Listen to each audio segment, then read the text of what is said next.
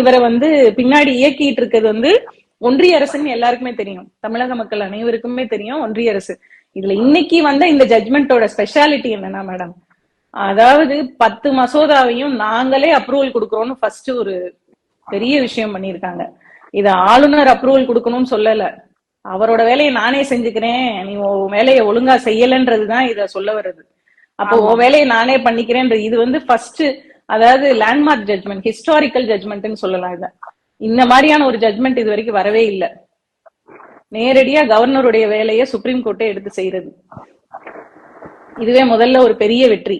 இரண்டாவது வந்து மேடம், இந்த 10 மசோதாக்கள்ல முக்கியமானது என்னன்னு பாத்தீங்கன்னா பல்கலைக்கழகங்களுக்குரிய மசோதா தான் அதிகபட்சம் இதுல இருக்கிறது. இன்று முதல் அமலுக்கு வருது. இன்னைக்கே நம்ம சிஎம் வந்து அப்ப இது வந்து தமிழக மக்களுக்கு மட்டுமல்லாமல் தமிழக அரசுக்குமே கிடைத்த மிகப்பெரிய வெற்றி.